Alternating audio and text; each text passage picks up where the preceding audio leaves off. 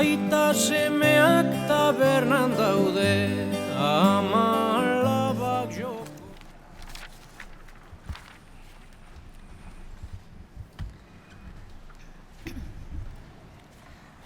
Kaixo, egunon. Es verdad que desde aquí no se ve absolutamente nada, o sea que sí que impone un poco ver tanto espacio desde aquí y tan poca gente. Quería dar la bienvenida a Teresa y a Colette. Welcome, Colette. Son dos mujeres que trabajan en diferentes ámbitos del trabajo de género, pero Colette es psicóloga social y Teresa es filóloga inglesa. Ambas trabajan, lo que nos une, digamos, es que ambas trabajan en el ámbito del cuestionamiento de los estereotipos de género desde diferentes disciplinas. Ambas son madres, por cierto. Colette tiene un hijo pequeño de 8 años. 7 years. Oh, she was not supposed to understand. No. But she does some. Vamos a hacer la presentación en castellano, pero la presentación la vamos a hacer en inglés, las filminas van a estar en castellano y le hemos pedido que hable despacito, esperemos que podamos entender. Es una forma también de integrar el inglés, ya que tenemos tanta diversidad lingüística aquí, bueno, pues es otra forma de integrar también otro de los idiomas. Voy a presentarlas brevemente. Colette es holandesa, pero trabaja en Bélgica, en la Universidad de Leuven. Ella, como he dicho, es psicóloga social y lleva muchos años trabajando en temas relacionados con los estereotipos de género, los estigmas y cómo se reproducen esos estigmas. Y yo, la verdad es que para mí es un placer poder presentarla hoy aquí, porque nos conocimos hace algunos años en Ámsterdam, en un congreso de la Asociación Europea de Psicología Social, en el que yo estaba haciendo una presentación y ella pues era una de esas típicas personas que te hacen muchísimas preguntas y además de las que cuesta responder. Y entonces, bueno, pues yo me quedé con ella como alguien que estaba dando un poco la lata en la presentación, y luego al día siguiente me escribió y me dijo que le había encantado el tema, que compartíamos intereses comunes y desde entonces trabajamos juntas y para mí es un placer tenerla aquí. Ella está coordinando junto con Tony Smather, que es una investigadora de la British Columbia en Canadá, un programa de investigación a nivel internacional sobre este tema, sobre la implicación de los hombres en las tareas de cuidado y en las tareas domésticas, y ella, como digo, lo está coordinando desde la Universidad de Leuven junto con la British Columbia. Entonces sabe mucho de cómo la investigación científica, todo lo que está diciendo sobre cómo transformar las masculinidades y cómo tratar de favorecer la implicación de los padres en las tareas de cuidado. No os voy a contar muchos detalles de su currículum porque tiene muchísimas publicaciones, libros y sin más voy a presentar a Teresa, que ella es, como decía, es filóloga, o sea, estamos en otra disciplina diferente. Es profesora del Departamento de Filología Inglesa y Alemana de la Universidad de Barcelona y se ha especializado sobre todo en temas de literatura, de análisis de la literatura desde un punto de vista cultural e histórico. Algún proyecto que tiene, por ejemplo, es un proyecto que tiene dentro del Plan Nacional de Investigación del Ministerio de Economía, un proyecto sobre el análisis de los hombres en la ficción, tanto en la literatura como en el cine, en los Estados Unidos, y lo que han trabajado es un poco en analizar esa construcción de las paternidades y de las masculinidades en diálogo con la ética del cuidado. Tiene también diversas publicaciones y un currículum muy extenso. Ha hecho varias estancias de investigación en diferentes universidades en Estados Unidos y en otras partes.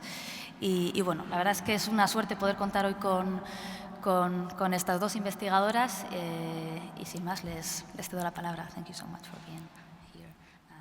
Gracias.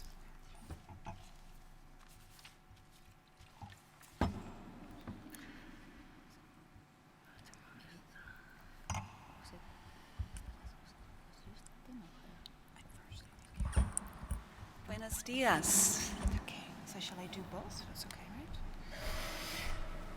I've been asked to tell you about some of the work that we are doing with a network of social psychologists on understanding men's roles, so for male communal roles, as we call them. So by male communal roles, we refer to men's participation in roles in which communal qualities are more central. So you can think about men as fathers, as husbands, as carers of family members and of young children, as teachers in schools, and as carers also in the health care field, as nurses and nursing staff. What I'll do is I'll first give you some background on how we as social psychologists approach this issue of male communal roles, and then present some examples from research that we are doing with a large network of international social psychological experts on stereotyping and gender roles. Yes. So I and my colleagues are social psychologists, and social psychology is the scientific study of how people's thoughts, their feelings, and their behaviors are influenced by the presence of others around them. So the essence of social psychology is that behavior and feelings and thoughts are a function of the interaction between the person and the situation. So what people think, what they feel, how they behave, is a function of who they are as a person and the context in which they find themselves at any one time. And this is also the way that we approach male communal roles and try to understand how men develop roles in this area. In particular, relevant to what I'm talking about today is the work that we do focusing on the social psychological factors that transfer stereotypes and gender roles on the one hand into different outcomes for men and women on the other. One of the major contributions that social psychology has made as a field to the scientific literature is an understanding why we stereotype as human beings. So why do we stereotype? How do they develop?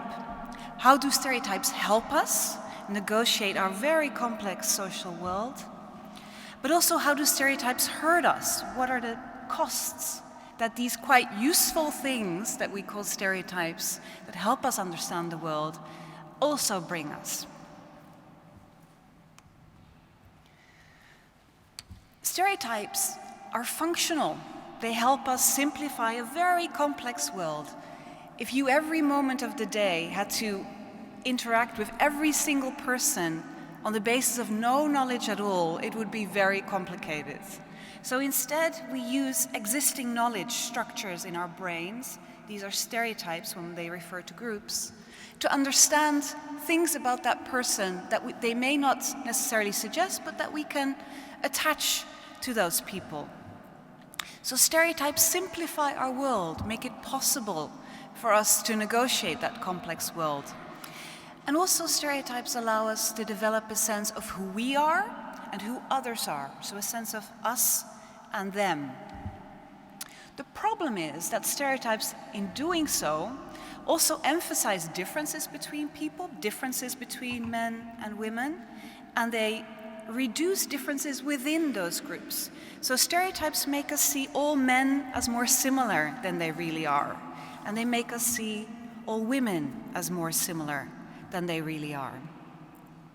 And children learn very early on about stereotypes and gender roles for boys and girls. I have a 7-year-old. Since he was 3, he knows what girls and boys are supposed to do, despite our best efforts to try to keep him away from those. So we learn stereotypes simply by being in our social world. If you were a Martian coming down from Mars, you would very quickly learn what stereotypes we hold of men, women, ethnic minorities, different religious groups. And you need only walk into a toy store to get very clear ideas about what we believe women and men ought to do in our social world. And there's lots of work on how girls are limited by stereotypes and these gender roles. Gender roles and stereotypes lower the chance that girls will pursue maths and sciences, that they will become leaders and managers in their field. They make women believe that they are less good drivers and that women are better at taking care of others. However, there's actually very little work on how men are limited by these gender roles and stereotypes in psychology. And of course, men too are limited by stereotypes. In fact, in today's world, you might even say that women have a larger collection of possible selves, people they could be, that they might want to be, to choose from than do men. An adult woman getting up in the morning has a large variety of things that she can choose from. She can choose to spend hours that day at work in a field that she cares about. She can devote time to care for children, for husbands, for family members. And she can pursue hobbies and interests aside from these two key domains. But what about men? Men have many fewer options when they get up in the morning. For the most part, our society dictates that men go to work full-time. So while women's roles have changed, have undergone a marked shift over the last few decades, my mother's lives, my grandmother's lives were quite different from my life. Men have not had those same options, and their lives are pretty similar still in today's world for the most part, as the lives of their fathers and grandfathers. So there's been little movement for men to adopt these more male communal qualities that were traditionally seen as feminine. So while women are increasingly moving into the world of work, there's been much less movement of men in the other direction. And when men do deviate from this traditional pattern, when they do delve into this world of communal roles, caring for the house and the children, there are strong stereotypes that lead us to show disapproval of such men. Stereotypes that say men cannot possibly take care of children, be trusted around children, that they know not what they do. And men that are, in fact, competent at doing so, in these traditionally female domains, are often considered sissies, or as less feminine than other men. So there's also backlash for men who do try to go into these roles, who try not to fit with the stereotypes and gender roles. In fact, these pressures from men to be stereotypically masculine are so strong that research on the concept of precarious manhood, as we call it in psychology, has shown that men will go out of their way to re-establish this sense of masculinity when it is threatened. So in experimental social psychological research, we do things in the lab or we do things in the field where we threaten men's masculinity.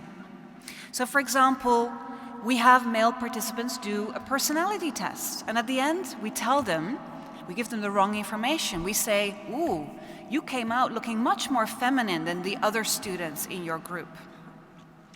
Or we ask men in various situations to do female tasks that have traditionally been perceived as female. So for example, we give them a doll and we have them braid hair. Or, a very similar task, but more male-oriented, we have them braid rope, like in a string that you use for fishing. And when we do such manipulations of male threats, of precarious manhood, we see all kinds of quite bad outcomes. So we see increased feelings of anxiety and physiological stress, so increased cortisol. We see that men who've gone through this kind of procedure claim more stereotypically masculine attributes. So they claim to be taller than they in fact are. They claim more past sexual relationships than they in fact had. And they claim to be more aggressive than they in fact are. They also have increased aggressive thoughts. They choose, when they're given a choice out of different activities, they choose more masculine activities, so they choose a boxing ball as opposed to other activities. They also show increased benevolent sexism. I don't know when this goes to. Is it the next one? Yes. Yeah, okay. They show increased benevolent sexism towards women. They show increased sexualization of a female interaction partner in the same study. They show more assertive responses to the same interaction partner. They also show more favorable responses to gender prejudice male interaction partners. So they don't mind the gender prejudice as much after they've been threatened as they did before.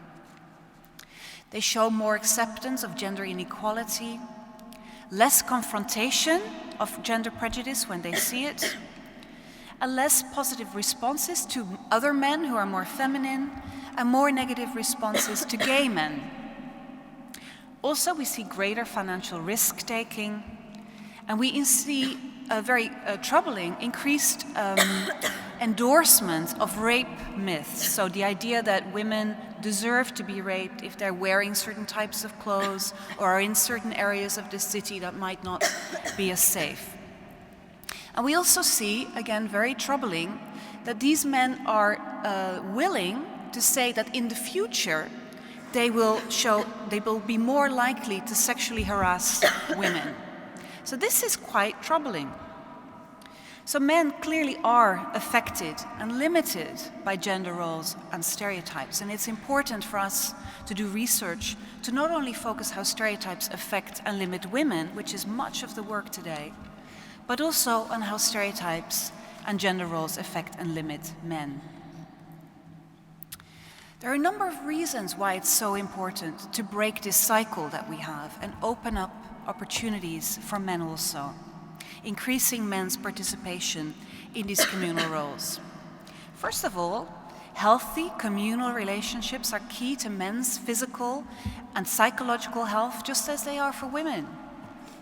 And there's also an increasingly high demand for men in these occupations that emphasize more communal qualities and abilities, such as in education and in healthcare. In fact, in many nations in Europe, there's a discussion about the feminization of elementary education, such that children growing up in many societies these days see women. They see women as carers, they see women as teachers, and they barely see men. It's a very strange society for children to grow up. Also, there's some very interesting new research emerging now that shows that fathers' involvement with children uniquely benefits children, above and beyond all kinds of other factors that could account for important relationships here. So when fathers are more involved with their children show lower behavioral problems in schools. Again, net of other factors that could explain that relationship. Also, children who grow up in families in which fathers are more involved, net of other factors that can explain that relationship, show less stereotypical occupations later on. And this is especially true for girls. And also, of course, if we're thinking about gender equality, women are freed to pursue a more equal role in the workplace, move up to higher levels, when they do not have a double shift also at home, when their male partner helps also more on the domestic front. And yet there's almost no research in social psychology understanding the underrepresentation of men in these communal roles. Lots of research on women in science, in leadership positions, in mathematics, very little on men.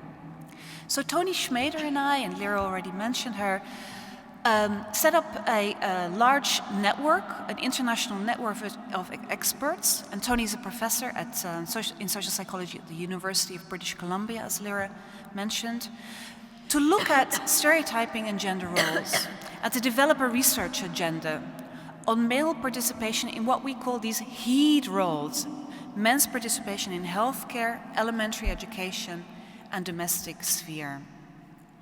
So this network of scientists includes people from all over Europe, from North America, and Leire is also part of this network. So we started off this network in November in Leuven at the university where I teach, developing a research agenda with this group of experts who've spent their lives doing research on stereotypes and gender roles, but none of whom have really delved into this area of what are the effects for men to be faced with these stereotypes and gender roles. And together with this international group of experts, we set out at this conference 12 lines of research, examining different aspects of communal roles. And these include things such as how cross-cultural and social structural changes lead to different rates of gender role change, national policies, economic conditions. So, for example, while some countries have implemented targeted policies to promote paternal involvement in childcare, such as Sweden and Norway, other countries provide new, interesting opportunities for the development of these communal roles in men, for example, in the face of high unemployment for men in Spain and in Portugal these days, higher unemployment than is the case for women. We also can then look at factors that affect the adaptation of and support for male communal roles by self, and also support for other men adopting these roles. So we look at factors such as social norms, role models, gender role attitudes of the partner, negotiation of domestic family roles between partners, threats and support in the environment.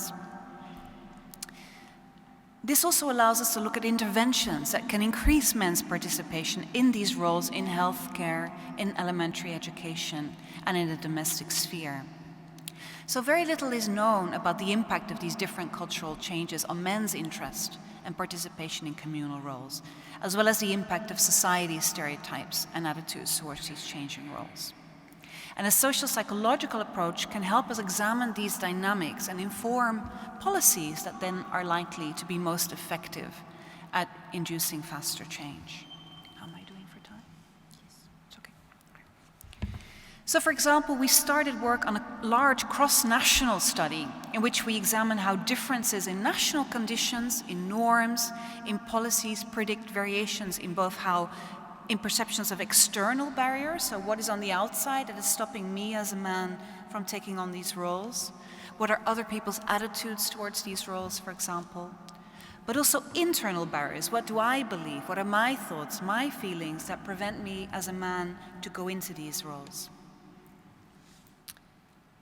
So, for example, we look at very progressive nations such as Sweden and Norway versus more traditional countries, and how they have been able to influence male communal role attitudes and behaviors. So in Germany, for example, they've had an interesting situation where social policy with regard to paternal leave was implemented at different time points in different states. So they're able to look at how things change as this wave of policy goes through the nation.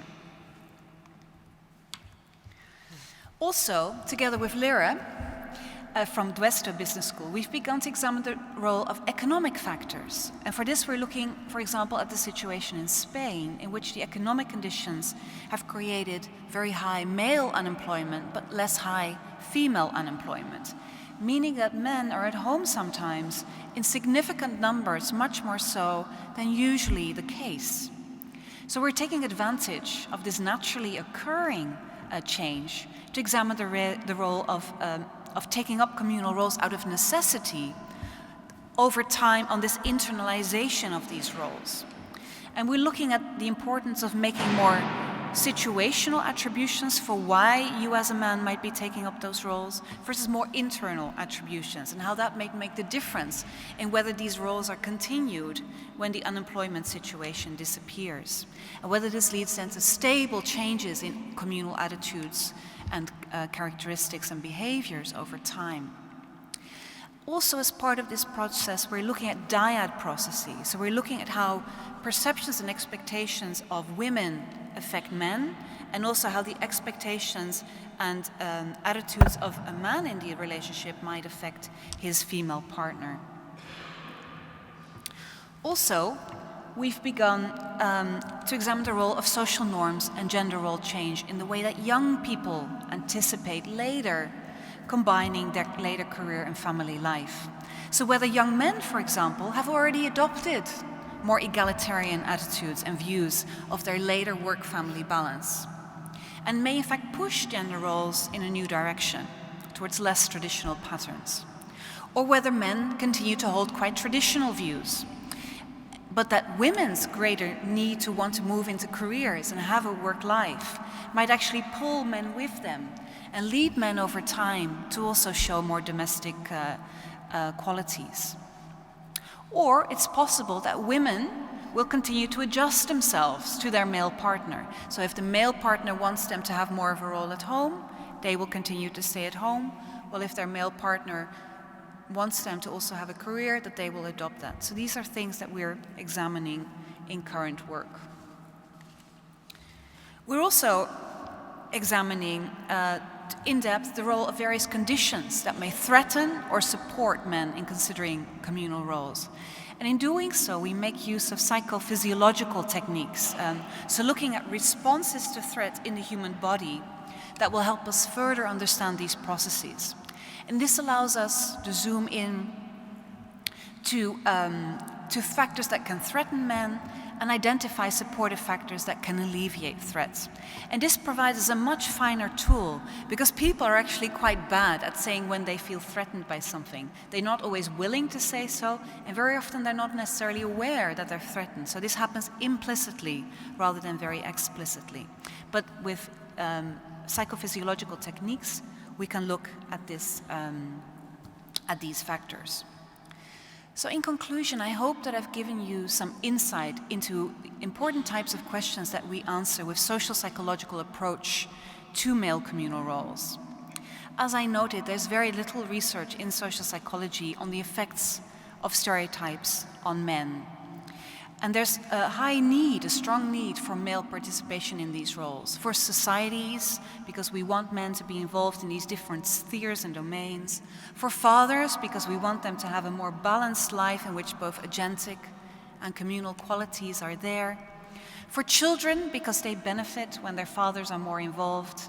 For women, because women have a role in the workplace that is much more simple when their partners are doing an equal share at home. And also for relationships. We know from important work that women and men have more effective relationships when that division is better taken care of. A social psychological perspective makes clear that men's communal roles, attitudes, and behaviors develop in response to these interactions in the social environments. So if you want to increase men's participation in these roles, it means that you need to understand how people are influenced by the world around them. And this allows us to understand things such as these cross-cultural changes, social structural changes in our societies, in our organizations, and also in our families and within people that lead people to different degrees of gender role change. This also allows us to influence national policy and economic conditions, look at the influences on behavior. And it allows us to identify the crucial factors that move these things up and down, allowing us to develop better ways of actually trying to achieve these goals. Thank you for your attention.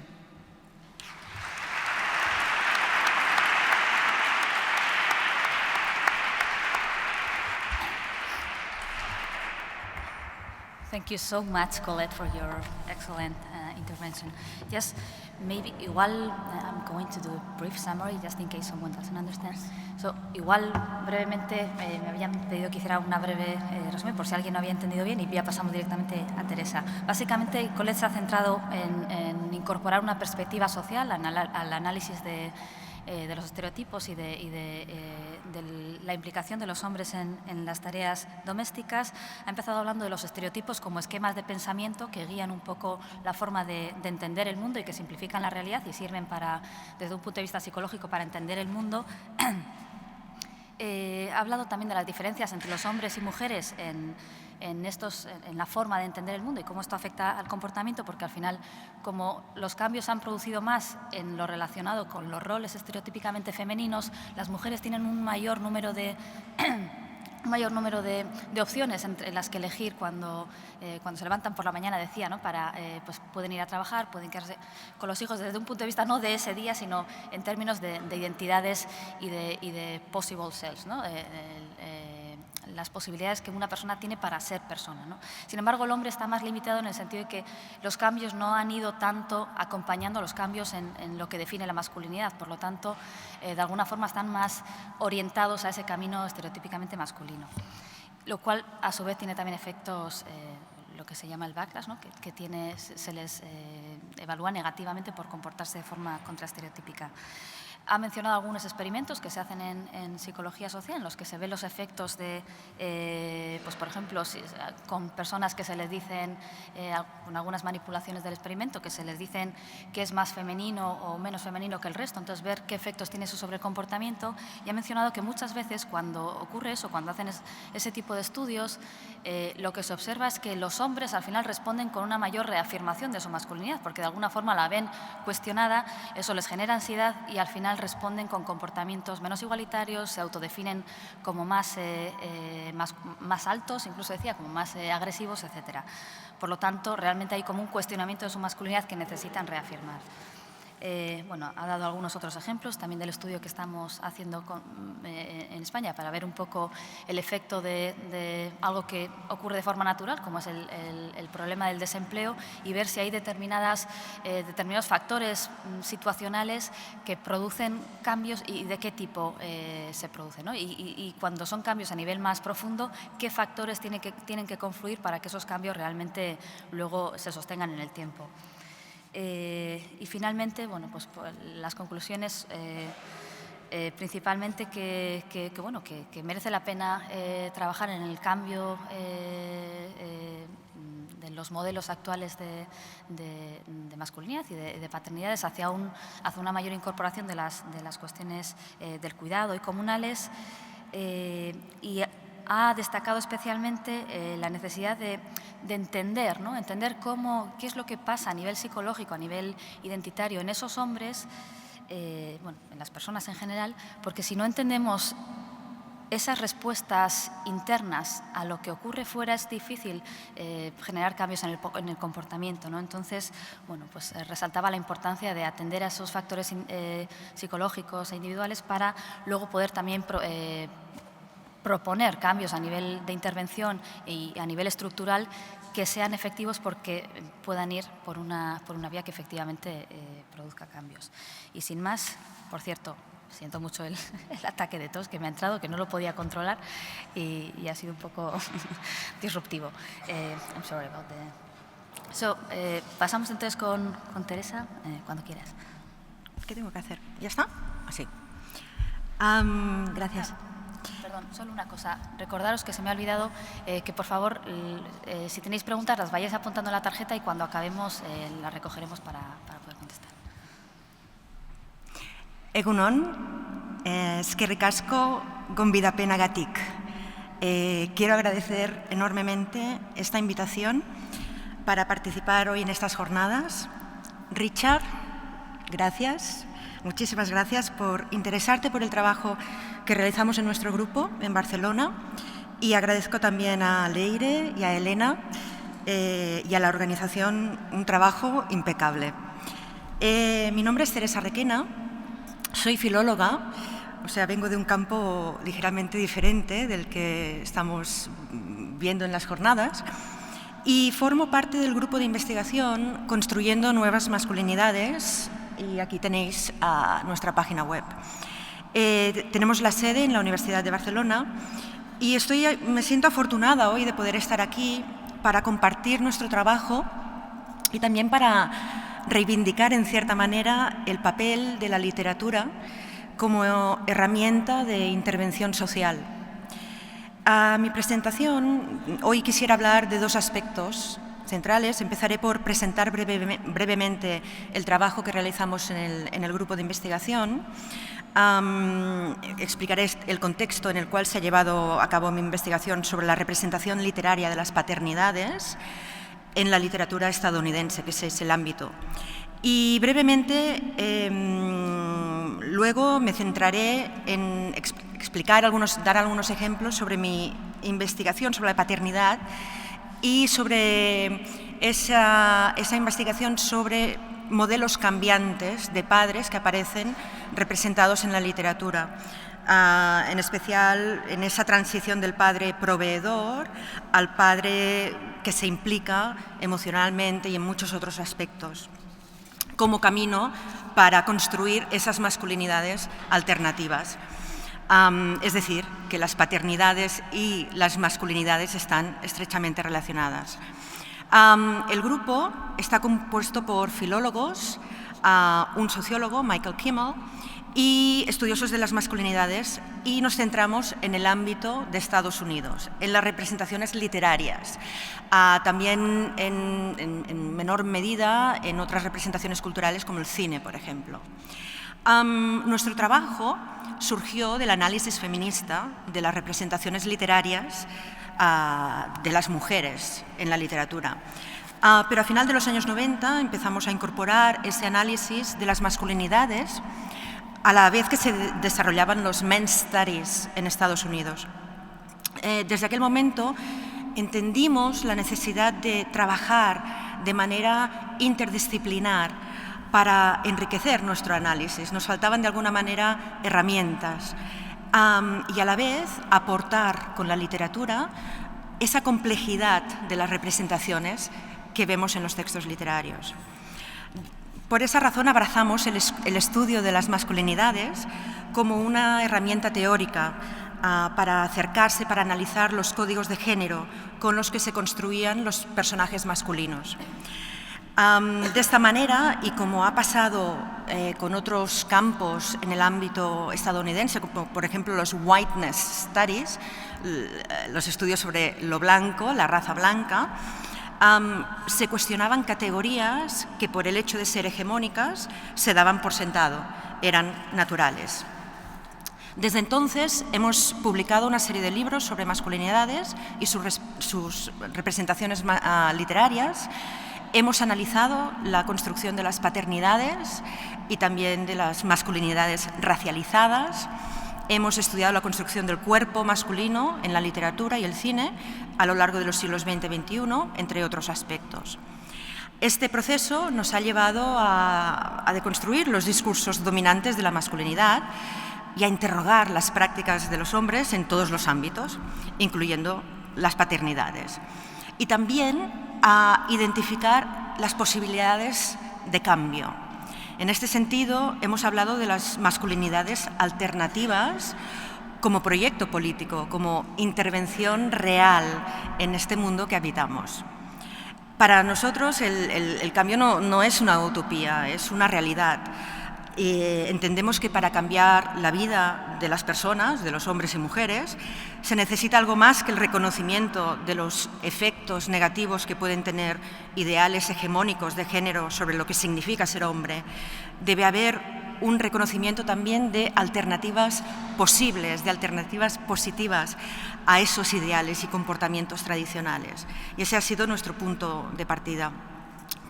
En ese sentido, el adjetivo alternativas cobra un significado esencial en nuestro proyecto, porque nos basamos en esa creencia, que la literatura refleja e incluso quizá anticipa nuevas posibilidades de masculinidades alternativas. Por ese motivo, uno de nuestros proyectos ha sido explorar diferentes modelos que se oponían, que reescribían el modelo hegemónico tradicional. Es decir, explorar formas de masculinidades sustentadas sobre una condición de igualdad de género. Hemos tratado de hacer esto en diferentes publicaciones. Una de las publicaciones que hemos publicado recientemente es este libro publicado por Icaria, Masculinidades alternativas en el mundo de hoy, que es la traducción de un libro publicado inicialmente en inglés, que es este por Paul Grave Macmillan. Este texto, nace con la voluntad de reflejar una condición interdisciplinaria y hemos incorporado trabajo de diferentes personas provenientes de diferentes ámbitos con esa voluntad de crear puentes, nexos de unión con otras disciplinas. Y tenemos contribuciones de sociólogos como Victor Seidler, Bob Pease, Michael Flood o antropólogos también como Matthew Goodman. La segunda parte del libro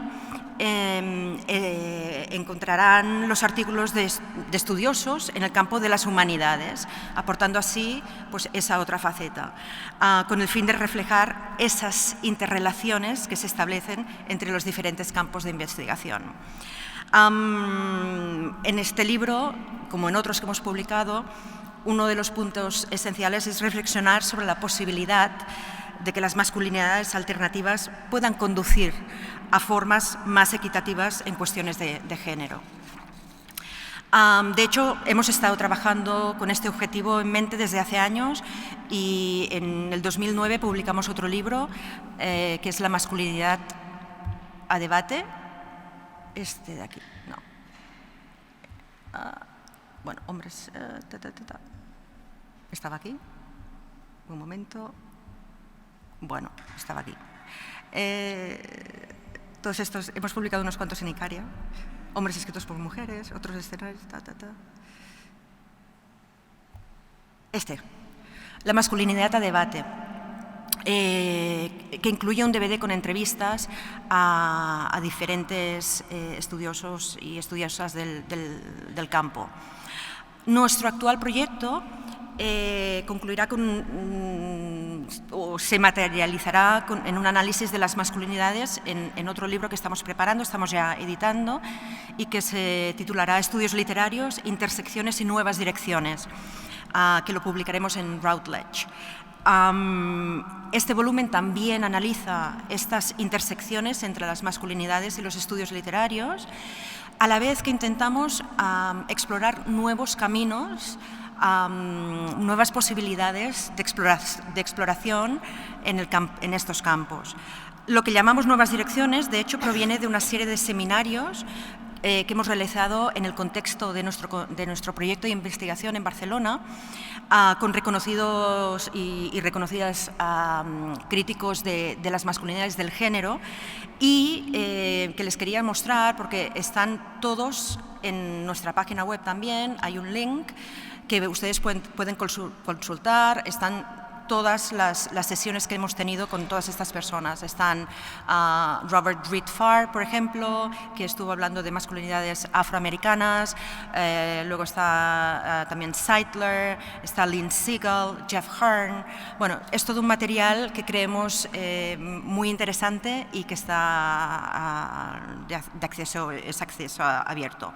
En este último proyecto que estamos preparando, estos campos que hemos identificado como nuevas direcciones, nuevas posibilidades, nuevos caminos, se concretan en diferentes apartados. Y voy a leer solo los títulos para que vean un poco cuáles son concretamente esos temas. Tenemos un apartado que es repensar las masculinidades étnicas, y aquí nos vamos a centrar en artículos que traten sobre estudios sobre lo blanco, whiteness studies. Luego tenemos otro apartado que son las masculinidades transnacionales, otro que se titulará Las edades de los hombres, es decir, las masculinidades en relación con las diferentes edades, lo que en inglés se llama Life Course Studies. Otro apartado vamos a tener artículos sobre masculinidades y afecto. El quinto es un apartado sobre ecomasculinidades, es decir, la construcción de las masculinidades en relación con el entorno natural. Y el último serán diferentes artículos sobre masculinidades y capitalismo, esas interrelaciones. Y este es nuestro proyecto actual y tenemos la intención de tenerlo listo antes del verano. Veremos. Quiero ahora pasar a hablar concretamente de la representación literaria de las paternidades, que ha sido el ámbito que he estado investigando en el marco de este proyecto. De hecho, hemos partido de la base pues, que la construcción social de las paternidades está estrechamente vinculada con la construcción social del género, como mencionaba anteriormente. De hecho, he podido observar que en muchos de los textos que hemos analizado, existe como punto de partida un rechazo fundamental de los personajes masculinos a la masculinidad hegemónica, al modelo hegemónico normalmente representado por el padre, por un padre. Identificar a ese padre como un modelo hegemónico y como paso posterior a rechazarlo para poder construir una nueva identidad es un tipo de estructura que se repite constantemente en diferentes textos.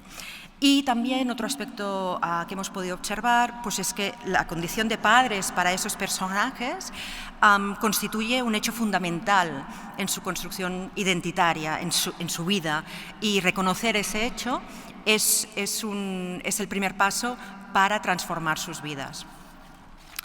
Tradicionalmente han habido modelos muy marcados en la literatura estadounidense y ese es el ámbito de mi investigación. He intentado encontrar algún texto que pudiera ser representativo, que quizá alguno de ustedes puedan haber leído. En el siglo XIX hay una tradición muy marcada en la literatura estadounidense de un prototipo de héroe masculino que deja atrás el ámbito social, normalmente representado por la mujer, y encuentra su plena identidad, su plena realización al separarse de su familia y empezar una nueva vida. Estos personajes masculinos huyen hacia la naturaleza, los bosques, el mar, en busca de alguna parte esencial de ellos mismos, su identidad, su masculinidad. Este es un tema recurrente, sobre todo en el siglo XIX estadounidense, es un tema que de manera muy reconocida y famosa identificó uno de los críticos que ha tenido más influencia en el análisis de la literatura de los Estados Unidos, que fue Leslie Fitler, en un libro de los años 60 que se titulaba Love and Death in the American Novel, Amor y muerte en la novela americana. Un ejemplo de esos textos, así muy conocidos, sería, por ejemplo, en Moby Dick, ¿no? el capitán Ahab, ¿no? Es este hombre que está obsesionado con la persecución de la ballena blanca y que sale al mar a buscar esa obsesión, dejando atrás todo el ámbito social. O Mark Twain sería otro ejemplo, las aventuras de Huck Finn, por ejemplo, que seguramente les sonará. En el siglo XIX también hay textos en que, aparte de tener estos personajes masculinos que se van, que rehuyen el ámbito social, son padres, que ese es el tema que nos importa. Por ejemplo, en La letra escarlata, uno de los textos más reconocidos del siglo XIX, de 1850, de Nathaniel Hawthorne, tenemos a la protagonista, Hester, que está embarazada, que es expulsada de la colonia porque ese hijo es fruto de una relación extramatrimonial, pero ella, para proteger al padre, no dice nunca quién es ese padre, que acaba siendo uno de los pastores de la comunidad. Este tipo de padre ausente, este padre que no asume las responsabilidades, también es un tema recurrente en la literatura del XIX estadounidense. De hecho, en Huck Finn, por ejemplo, en las aventuras de Huckleberry Finn, el padre de Huck es alcohólico, lo ha abandonado, no muestra ningún tipo de afecto por él y, de hecho, solo quiere conseguir el dinero que Huck consigue al final de la novela. O sea que es un padre claramente ausente en ese sentido, pero aparte otros aspectos como violencia, etcétera, también están presentes en esa construcción del personaje. Uno de los textos, quisiera centrarme más brevemente en uno de los textos del siglo XIX, que me parece muy emblemático. ¿De verdad? De acuerdo. De acuerdo. Es lo que pasa, que cuando empiezo a hablar de textos me emociono. Es Rip Van Winkle. Rip Van Winkle es un texto del 1820, que es un poco el texto de Washington Irving, que tuvo esta vinculación con España. En Rip Van Winkle tenemos ese padre, Rip, que tiene una mujer claramente castrante, ¿no? Esa mujer que le está diciendo todo el día: venga, Rip, venga, estate por la labor, tienen hijos, tienes que trabajar, tienes que estar en la granja, tienes que proveer. La mujer se presenta claramente en términos negativos, de hecho no tiene ni nombre, ella es la señora Van Winkle, él sí tiene nombre. Y un buen día Van Winkle está tan agobiado con que la mujer no para, que dice, me voy a dar un paseo, y se va a dar un paseo, y se queda dormido en el bosque. Ese sueño dura 20 años. Cuando regresa, han cambiado las cosas. ¿Qué pasa? Bueno, una de las cosas que ha pasado es que Dame Van Winkle ha muerto. Y él, bueno, pues la gente lo reconoce, alguien lo reconoce, y él acaba siendo un contador de historias, un narrador de los tiempos de años atrás, ¿no? Es una historia, es una historia que... que ejemplifica. Es muy interesante esta historia y invito a leerla, porque por un lado es un padre que cuestiona el modelo del breadwinner, ¿no? Ese padre que tiene que proveer a la familia. Pero, ¿qué pasa? Esa potencial crítica queda mitigada totalmente porque acaba siendo completamente misógino, porque acaba siendo que, o sea, la presentación es que el mayor efecto positivo es dejar a la mujer y dejar a la familia. En ese sentido me parecía un ejemplo muy claro de ese modelo de paternidad que tenemos tan claro en el siglo XIX. Solo para acabar, me gustaría recomendar la lectura de un texto que es de Annie Proulx. Quizá la conocerán ustedes, es una escritora magnífica porque fue la escritora de una de las historias cortas más conocidas, Brokeback Mountain, porque se hizo una película. Tiene un texto que se llama The Shipping News, en el cual crea un padre claramente cuidador, un padre alternativo. Y acabo aquí. ¿De acuerdo? Gracias.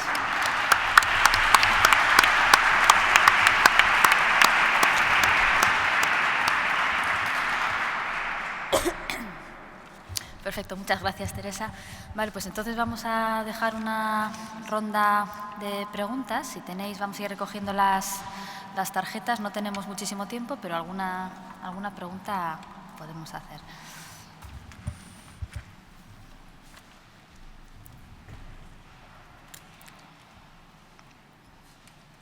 Os recuerdo, mientras tanto, que después ahora cuando acabemos tenemos el descanso, media hora. El café va a ser a la entrada del museo y, por favor, tratad de ser puntuales luego a la vuelta.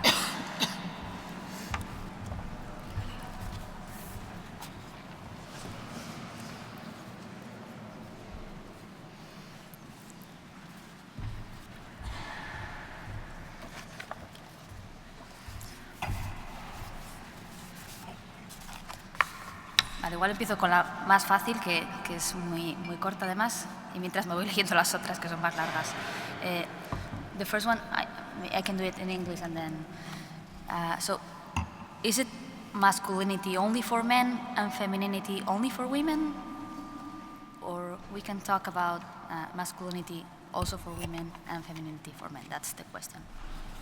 Go ahead. Sure. La pregunta es si la masculinidad es solo los hombres y la feminidad es solo las mujeres. Shall I? Yeah.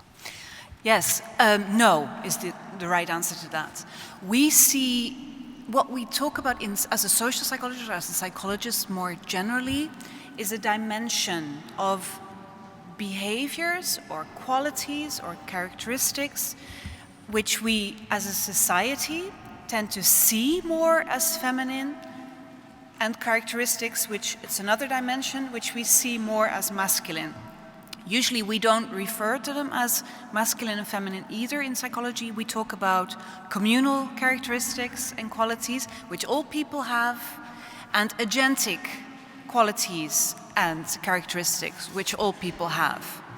As it is, the way human beings have evolved, women have evolved to be expected to have more of the communal characteristics and less of the agentic characteristics, and for men, the other way around, more agentic, less communal. So absolutely not. We do not, in psychology, we see people as all having these characteristics, but that our societies from very early on, when children are born, have boys and girls go in different directions. There's some really fascinating studies with babies.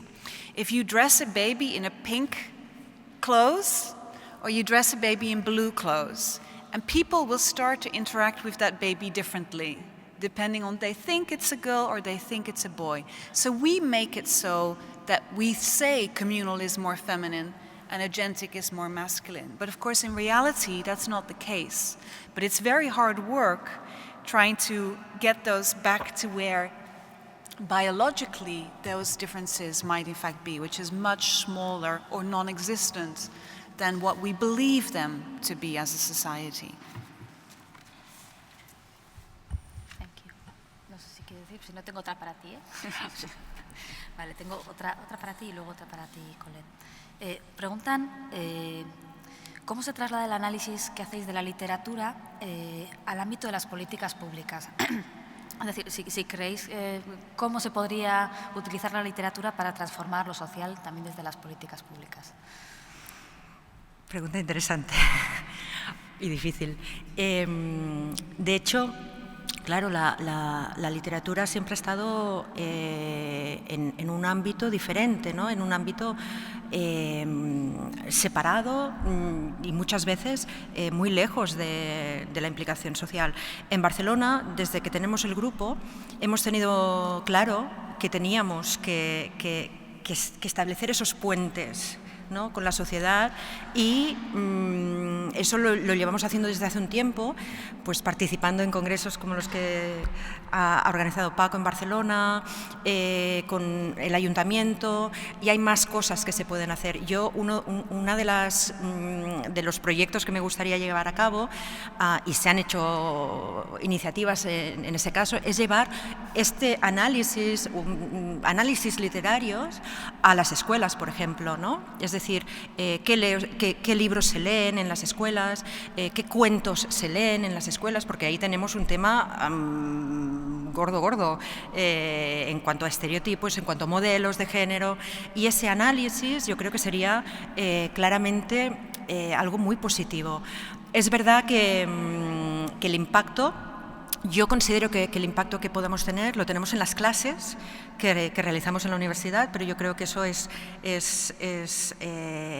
un impacto directo, porque los estudiantes, bueno, pues entran en contacto o quizá ya conocen toda una serie de personajes, toda una serie de análisis, de herramientas teóricas que después, o cuando ya están en ese momento, pueden utilizar y pueden aplicar. Ese, para mí, es quizá la intervención más directa que tenemos, pero hay desde luego otras iniciativas que pueden llevarse a cabo, y la de hoy es un ejemplo más, quizá.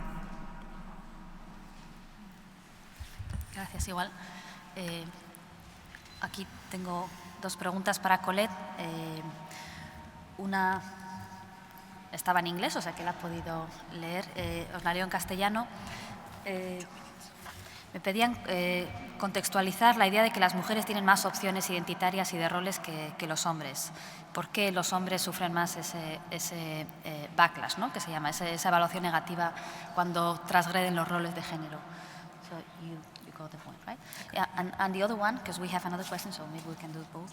And what do you think, in particular, about this backlash, this stigma, in general for men, and also in particular for little children who, are transsexual or transgender, and they are very much stigmatized in our society?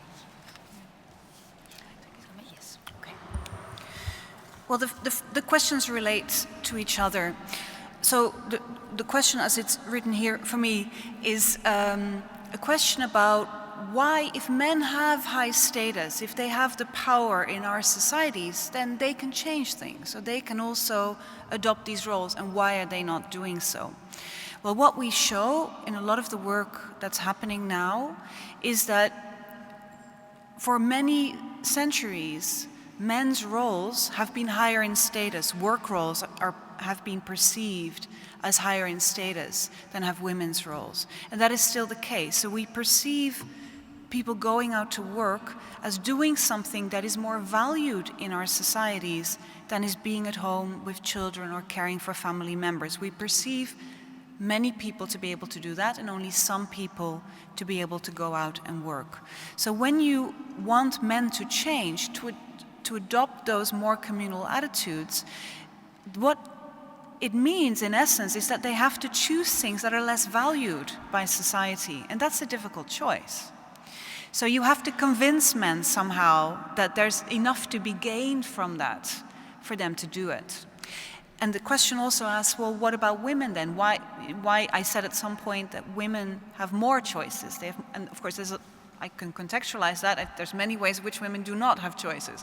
But they are able to choose to work and to care and to have hobbies more so than men are. They're not able to choose where they work and how high they work, but they are able to choose to work.